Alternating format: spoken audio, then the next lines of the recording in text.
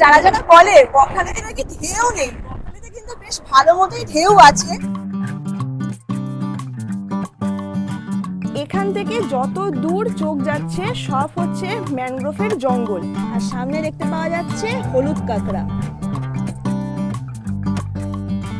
এইখানে মাছ আলাদা করা হচ্ছে, সামনে আছে পমফ্রেট, এপারে আছে ইলিশ, দূরে দেখা যাচ্ছে জন্মদ্বীপ, মৌসুমী আইল্যান্ড আর Gangasagar. Good morning, good morning, good morning. আজকে ৩রা জুলাই, আমাদের দক্ষিণবঙ্গে বর্ষা শুরু হয়ে গেছে। আর এই বর্ষাকালে আমার বাড়ির কাছেই সমুদ্র সৈকতে ঘুরতে যাচ্ছি বকখালি। আমার লাইফের এই নিয়ে 4বারের মাথায় বকখালি যাচ্ছি, একটা দিন বকখালিতে স্টে করব। তো আমার বাড়ি যেহেতু NH 117 নম্বর ডায়মন্ড হারবার রোডের ওপরেই পড়ে, সেই কারণে আমাদের সবথেকে ভালো সুবিধা হচ্ছে বাসে করে পৌঁছানো। ডাইরেক্ট বাস আছে বকখালি যাওয়ার জন্য, গভর্নমেন্ট বাসও আছে, আবার বেসরকারি বাসও আছে।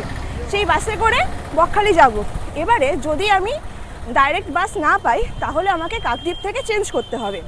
এবার যারা যারা ধর্মতলা থেকে বাসে করে আসতে চাইছেন তারা ধর্মতলা বাস স্ট্যান্ড থেকে বাসে করে পৌঁছে যেতে পারেন বকখালি। সরকারি বাসে 150 টাকার মধ্যে মনে ভাড়া হয়ে যাবে। এবারে যারা ট্রেনে করে আসতে চাইছেন তাদের জন্য সবথেকে ভালো সুবিধা হলো নামখানা লোকাল ধরে নামখানা পর্যন্ত পৌঁছানো, তারপর নামখানা থেকে বাইরে বেরিয়ে শেয়ারেও অটো পাওয়া যায়, শেয়ারে টোটো পাওয়া যায়, সেই টোটো বা অটোয় করে পৌঁছে যেতে পারে সহজেই বকখালি। এছাড়া রিজার্ভ গাড়িরও অপশান আছে। কিন্তু এবারে আমি একা যাচ্ছি না বকখালি, আমার সাথে আমার ভাই আছে। এই তো, হ্যালো। কতদিন পরে যাচ্ছিস আমার সাথে? 1 বছর। 1 বছর পরে, মানে আমাদের দুজনকে দেখতেই পাওয়া যায় না। এই তো কি সুন্দর লাগছে না? অনেকদিন পরে ও আমাকে পেয়েছে, তার মানে পাওয়াই যায় না।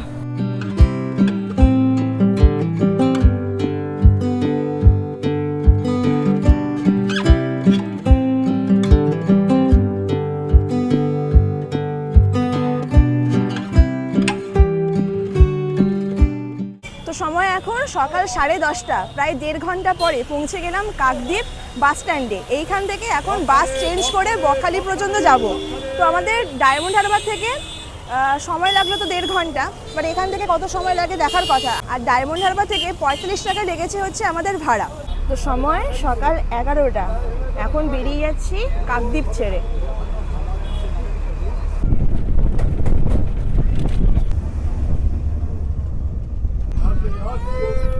তো কাকদ্বীপ থেকে মাত্র 15 মিনিট সময় লাগলো এই নামখানা ঢুকতে।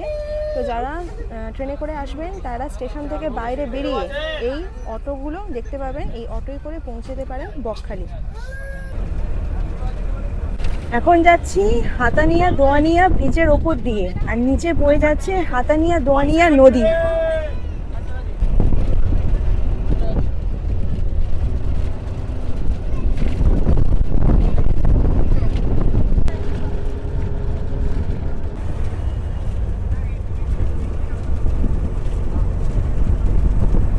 তো সময় এখন দুপুর 12:30, চলে আসলাম বকখালির বাস স্ট্যান্ডে। আমাদের কাকদ্বীপ থেকে সময় লাগলো প্রায় 1 ঘন্টা 15 মিনিটের মতো, আর ভাড়া লাগলো 40 টাকা করে পার হেড।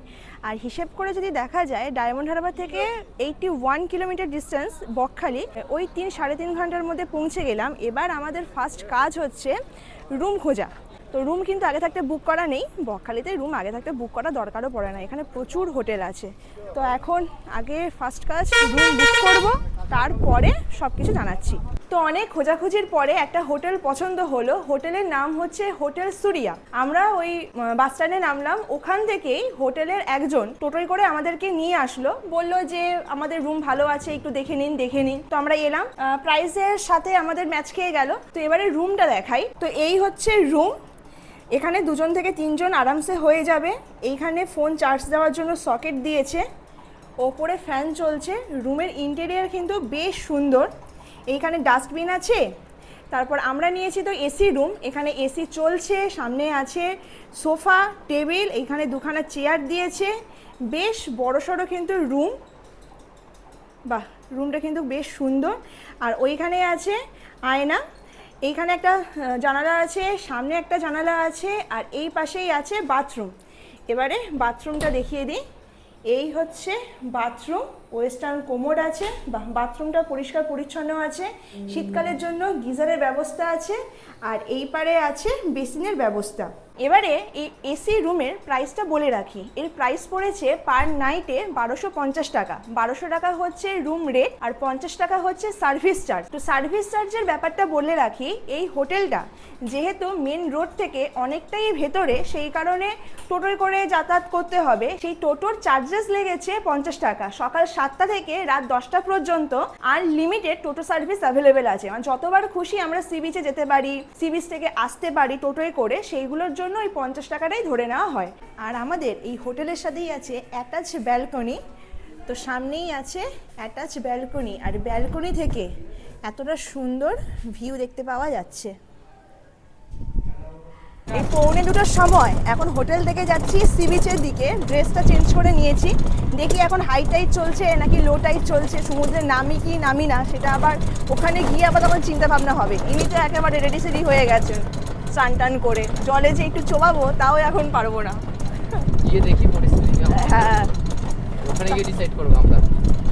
তো আমাদের হোটেলের ওখান থেকেই টোটোয় করে চললাম সি বিচের দিকে, যেটা আমাদের হোটেলের রুম রেটের সাথে কিন্তু ধরা আছে।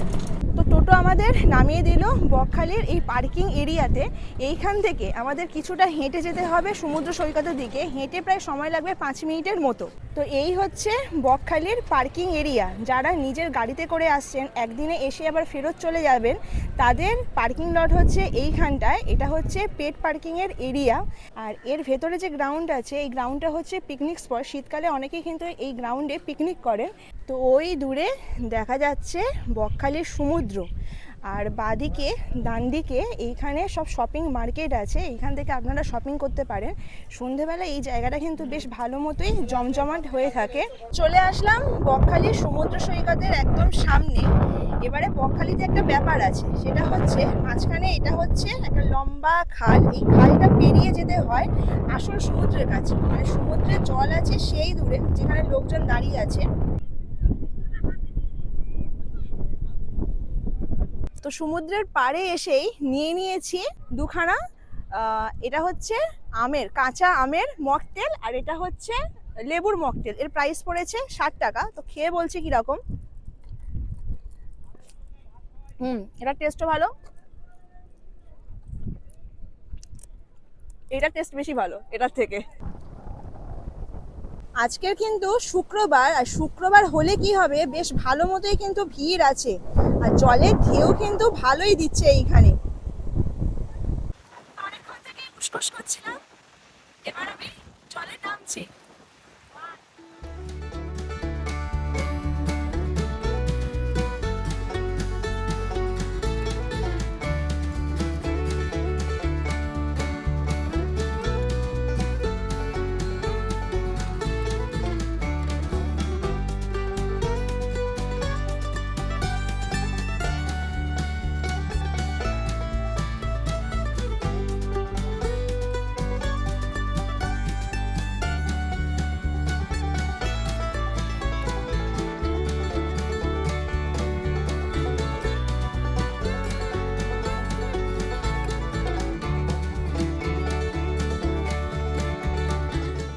তো সময় এখন দুপুর 3টে। ফ্রেশ হয়ে গিয়েছি আর লাঞ্চ নিয়ে চলে এসেছি। আমাদের এই হোটেলের সাথে ইনহাউস কোনো রেস্টুরেন্ট নেই, তো হোটেলে আমরা বলে রেখে দিয়েছিলাম, ওনারাই খাবার পাঠিয়ে দিয়েছে। এরকম টিফিন বক্সে খাবার পাঠিয়েছে। খোলে কি করে টিফিন বক্সটা? ও এই তো পেয়েছি। তো কি কি আছে দেখাই। এইখানে আছে গরম গরম ভাত, এই পারে আছে চিকেন কারি, এই পারে চিকেন কারি আছে। আমরা একটা চিকেন মিল অর্ডার দিয়েছি আর একটা মাটন মিল অর্ডার দিয়েছি। তো চিকেন মিলটার দাম পড়েছে 190 টাকা, মাটন মিলটার দাম পড়েছে 320 টাকা। এখানে দিয়েছে ডাল, দিয়েছে সয়াবিনের তরকারি আছে, চিপস আছে, এটাই স্যালাড আছে, আর এই পারে আছে মাটন। এই হচ্ছে মাটন। বাকি তেল দিয়েছে রে। তো লেট করবো না, খাবার দাবারটা খাই। যে ক্যামেরাম্যান হয়েছে তার মাটনের গন্ধে কিন্তু খুব ভালোই খিদে পাচ্ছে। তো ভাত, সয়াবিনের তরকারি, নিচে ডাল আছে, খেলাম। বেশ ভালো কিন্তু খাবার দাবার। তোর কেমন লাগলো মাটন? দারুণ টেস্ট। অনেকগুলো কিন্তু চিকেনের পিস আছে। তো সময় এখন সন্ধ্যে 7টা। চলে এসেছি আমাদের বকখালির সমুদ্র সৈকতে। আর এই সময়টা বেশ ভালো মতোই কিন্তু দোকান পাটশালগুলো বসে গিয়েছে, আলো জ্বলছে, বেশ ভালোই কিন্তু জমজমাট আছে। তো এখানে পরপর পরপর সব দোকান আছে যেখান থেকে আপনারা শপিং করতে পারেন। এখানে ব্যাগ পাওয়া যায়, তারপরে সমুদ্রে স্নান করার জন্য জামা কাপড়ও কিন্তু এইখানে পাওয়া যায়।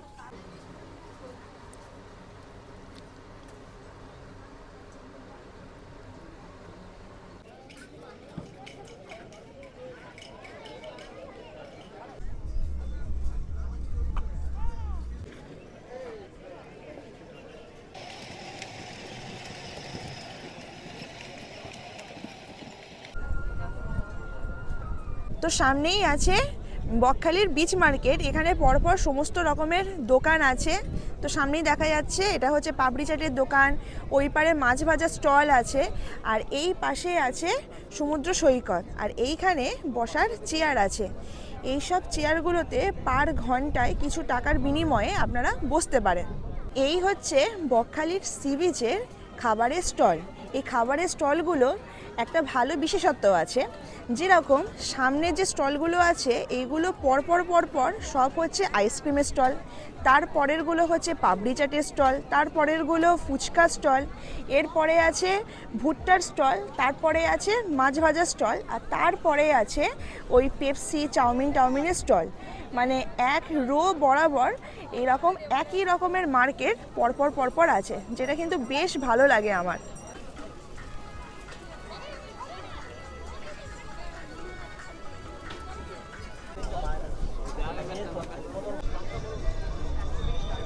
তো এখানকার একটা দোকান থেকে আমরা নিলাম হচ্ছে এই অক্টোপাস। এটার প্রাইস পড়েছে 250 টাকা। আর স্কুইডগুলোর দাম কত বললে? 120 টাকা করে প্লেট। একবার প্লেটগুলো বলে দাও। কাঁকড়া ওটা প্লেট আছে 200 টাকা, এগুলো প্লেট আছে 100 টাকা। আচ্ছা, 200 টাকা 100 টাকা।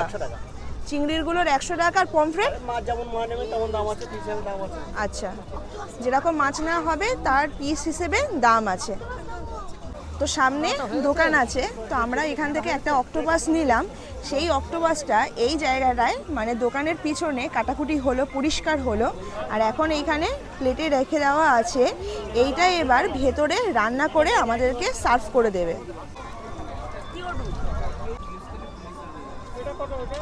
তো আমাদের অক্টোপাসটা এতটা সুন্দর করে মশলা টশলা দিয়ে তৈরি করে দিয়েছে, তার উপরে পেঁয়াজটা ভালো করে ছড়া দিয়েছে। যতগুলো সি বিচ আছে সব থেকে বেশি ফ্রেশ মাছ ভাজা বকখালিতেই পাওয়া যায়। আগের বারে এসেছিলাম তখন স্কুইড ট্রাই করেছিলাম, এবারে পালা হচ্ছে অক্টোপাসের।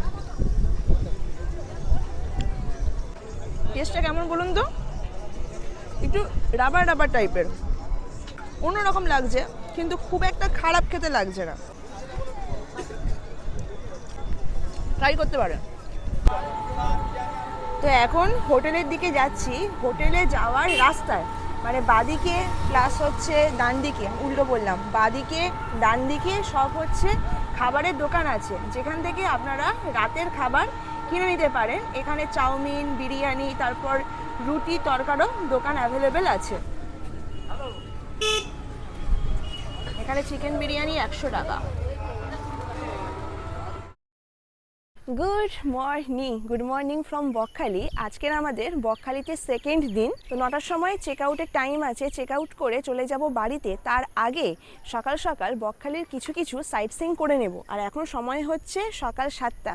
আমাদের হোটেলেই বলে রেখে দিয়েছি, ওনারাই একটা টোটো পাঠিয়ে দেবে। ওই টোটো রিজার্ভ করে বকখালির আশেপাশে যা যা কিছু এরিয়া আছে সেইগুলো ঘুরে দেখব। তো হোটেলের সামনে থেকে একটা টোটো রিজার্ভ করে এখন যাচ্ছি সাইট সিইং করতে। আমরা মোট 5খানা জায়গা ঘুরে দেখব। তার মধ্যে আছে হেনরি আইল্যান্ড, বেনফিশ মৎস্য বন্দর, কার্গিল সি বিচ, ফ্রেজারগঞ্জ আর ইকো পার্ক। এখন ফার্স্টে যাচ্ছি হেনরি আইল্যান্ড। একবার রেড চার্টটা আপনাদেরকে দেখিয়ে দিই। তো এই হচ্ছে বকখালির সাইট সিইং এর রেড চার্ট। তো আমরা একেবারে ফার্স্টেরটা নিয়েছি, 5খানা সাইট সিইং ঘুরে দেখব। তার জন্য ভাড়া লেগেছে আমাদের 500 টাকা। এই 500 টাকা হচ্ছে পুরো টোটোর। যদি একজন থাকে, দুজন থাকে বা 5 জন থাকে, তার জন্য কিন্তু 500 টাকা দিতে লাগবে। তো এখন হেনরি আইল্যান্ডের দিকে যাচ্ছি। আর যাওয়ার রাস্তাটা একবার দেখাই। মাঝখান থেকে তো রাস্তা, বাদিকে আর ডান দিকে সব হচ্ছে এইরকম ঝাউবন না, বাবলা গাছের জঙ্গল।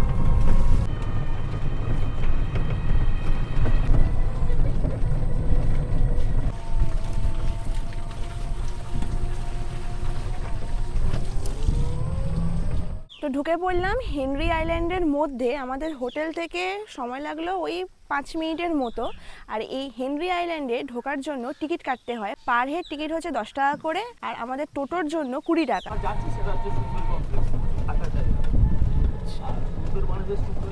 হ্যাঁ হ্যাঁ, আচ্ছা, এই যে দূরে গাছটা দেখতে পাওয়া যাচ্ছে এটাই হচ্ছে সুন্দরী গাছ। আর যাওয়ার রাস্তায় এই রকম দেখতে পাওয়া যাবে, এইগুলো হচ্ছে ফিশারি প্রজেক্ট, এইখানে মাছ চাষ হয়।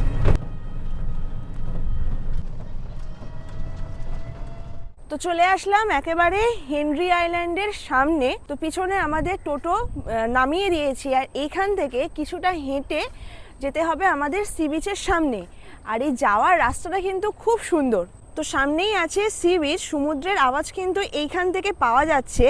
আর এই রাস্তা দিয়ে হেঁটে হেঁটে যাচ্ছি, আর এই রাস্তার বাঁদিকে আর ডান দিকেই আছে ম্যানগ্রোভ উদ্ভিদ। আর সামনেই দেখতে পাওয়া যাচ্ছে ম্যানগ্রোভ উদ্ভিদের শ্বাসমূল। এখানে একটা বড় শামুকও দেখতে পাচ্ছি। আর যদি একটু জুম করি দেখুন, এইখানে বেয়ে বেয়ে যাচ্ছে কাঁকড়া। এখানে একখানা দুখানা কাঁকড়া নেই, এখানে অনেকগুলো কাঁকড়া আছে। ওই দেখুন, ওই গর্তের ভেতর ঢুকে গেল একটা কাঁকড়া।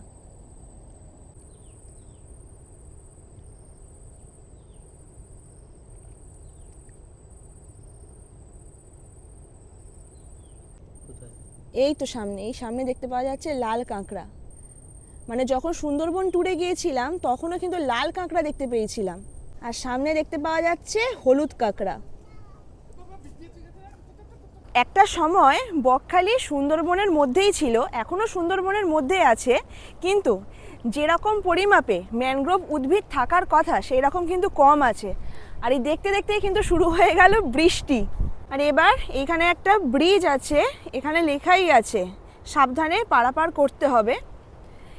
এই ব্রিজটা পেরিয়ে গেলেই আছে সি বিচ।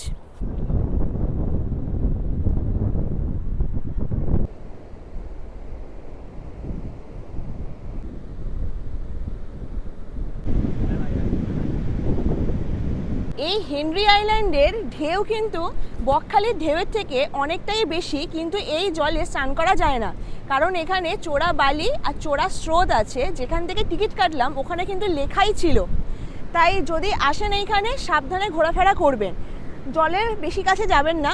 আর এইখানে একটা ভাঙা পোর্শন আছে যেটা সমুদ্রের জলের স্রোতে ভেঙে গেছে। তার মানে বুঝতে পারছেন, যখন এই আয়লা হয় বা যেসব দুর্যোগগুলো হয় সেই দুর্যোগের সময় জলের ঢেউ কীরকমভাবে ঘরবাড়িগুলোকে ভেঙে দেয়। আর এই ম্যানগ্রোভ উদ্ভিদের জন্য কিন্তু আমরা ভালোভাবে আছি, তাই ম্যানগ্রোভ উদ্ভিদগুলোকে বাঁচানোর দায়িত্ব আমাদেরই। যখন ওখান থেকে আসছিলাম তখন কিছু কিছু জায়গায় দেখলাম যে নোংরা নোংরা পড়ে আছে, কোথায় বিয়ারের বোতল, কোথায় জলের বোতল, এইগুলো পড়ে আছে। তো যারা ঘুরতে আসছেন জায়গাটাকে কিন্তু একদমই নোংরা করবেন না। এখানে একটা লাল কাঁকড়া ঘুরে বেড়াচ্ছে, আর ওইখানে গেল কোথায়, ওইখানে একটা লাল কাঁকড়া ঘুরে বেড়াচ্ছে। তো এখন চলে আসলাম হেনরি আইল্যান্ডের ওয়াচ টাওয়ারে। এই ওয়াচ টাওয়ারের ওপরে ওঠা যায়, আর এই ওয়াচ টাওয়ারের নাম হচ্ছে বানি। নিচে জুতো খুলে ওপরে উঠতে হবে। ও এখানে থাকার জায়গাও আছে। চলে আসলাম ওয়াচ টাওয়ারের ফার্স্ট ফ্লোরে। এইখান থেকে দূরে যে কমপ্লেক্সগুলো দেখতে পাচ্ছেন এইগুলো হচ্ছে সুন্দরী কমপ্লেক্স। হেনরি আইল্যান্ডের মধ্যে থাকার ব্যবস্থা আছে, যেটা হচ্ছে ওয়েস্ট বেঙ্গল গভর্নমেন্টের। একটা হচ্ছে সুন্দরী কমপ্লেক্স আর একটা হচ্ছে ম্যানগ্রোভ কমপ্লেক্স। আর এইখানে যদি আপনারা থাকতে চান তার জন্য আগে থেকে অনলাইনে বুকিং করতে হয়, স্পট বুকিং কিন্তু হয় না, আর অফলাইনেও বুকিং কিন্তু হয় না। আর দেখতে দেখতেই চলে আসলাম ওয়াচ টাওয়ারের একদম ওপরটায়। আর এইখান থেকে ভিউটা একবার দেখাই। এখানে জানালা করে দেওয়া আছে, আর এইখান থেকে এই হচ্ছে ভিউ। যত দূর চোখ যাচ্ছে সব হচ্ছে ম্যানগ্রোভ উদ্ভিদ, আর ওই দূরে দেখা যাচ্ছে সি বিচ।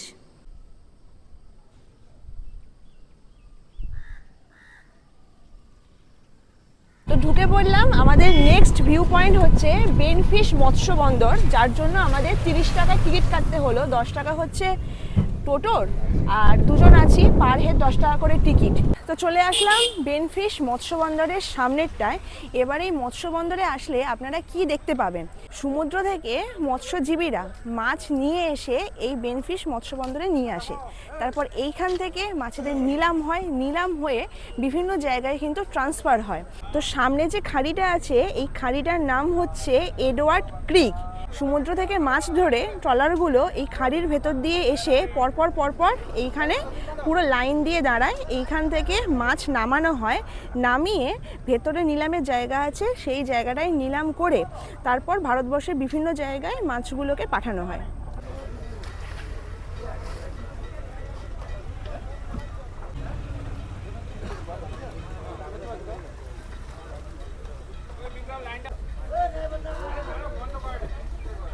এইখানে মাছ আলাদা করা হচ্ছে। সামনে আছে পমফ্রেট, এই পারে আছে ইলিশ।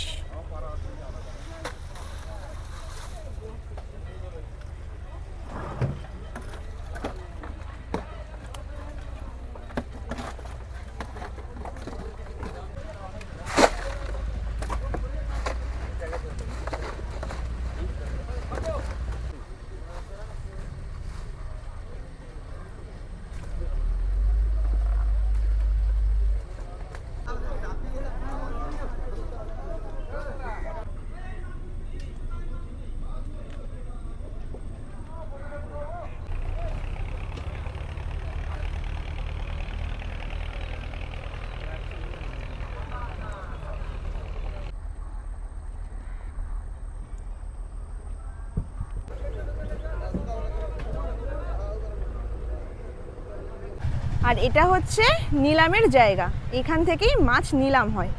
তো চলে আসলাম, আমাদের নেক্সট ভিউ পয়েন্ট হচ্ছে কার্গিল সি বিচ। আর এইখান থেকে কি দারুণ লাগছে ভিউটা।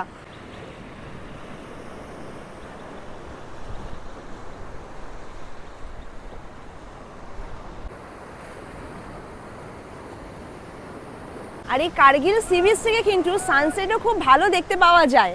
তো যারা যারা বিকেলের দিকে সাইট সিইংটা করবেন, তারা কিন্তু সন্ধ্যেটুকু এই জায়গাটায় কাটিয়ে নিতে পারেন। এখান থেকে দারুণ সানসেট দেখতে পাওয়া যায়। আর আমরা তো সকালবেলা করছি। আর এইখান থেকেই দূরে দেখতে পাওয়া যাচ্ছে জম্মুদ্বীপ, মৌসুনী আইল্যান্ড আর গঙ্গাসাগর। আর এখান থেকে আমি যদি একটু জুম করি, তাহলে যে দ্বীপটা দেখতে পাচ্ছেন, এটা হচ্ছে জম্মুদ্বীপ। জম্মুদ্বীপের পরের যে দ্বীপটা আছে, এটা হচ্ছে গঙ্গাসাগর। আর এই পাশে এই যে আইল্যান্ডটা, এটা হচ্ছে মৌসুনী আইল্যান্ড। আর সামনে যে ট্রলার দেখতে পাচ্ছেন, এই ট্রলারটা এখন বেনফিশ মৎস্য বন্দরের ভেতরে ঢুকছে, তার মানে ওর মধ্যে মাছ আছে। আর এই পাশে যে ট্রলারটা দেখতে পাচ্ছেন, এটা এখন মাছ ধরতে যাচ্ছে। এখন যাচ্ছি ফ্রেজারগঞ্জ। তো চলে আসলাম ফ্রেজারগঞ্জে। আর ফ্রেজারগঞ্জে ঢুকেই সামনে আছে গঙ্গা মায়ের মন্দির।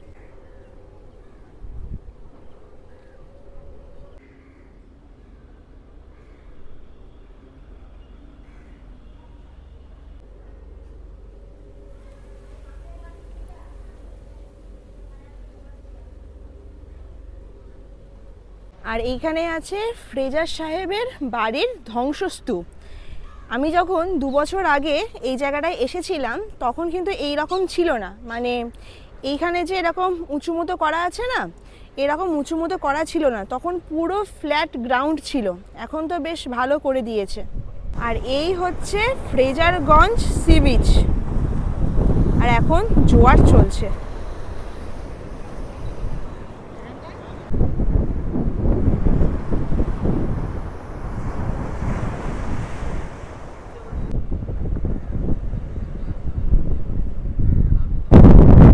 বায়ুকলগুলো পুরো বন্ধ হয়ে আছে। একটা সময় এই বায়ুকলগুলো চালু ছিল, এখন সব বন্ধ।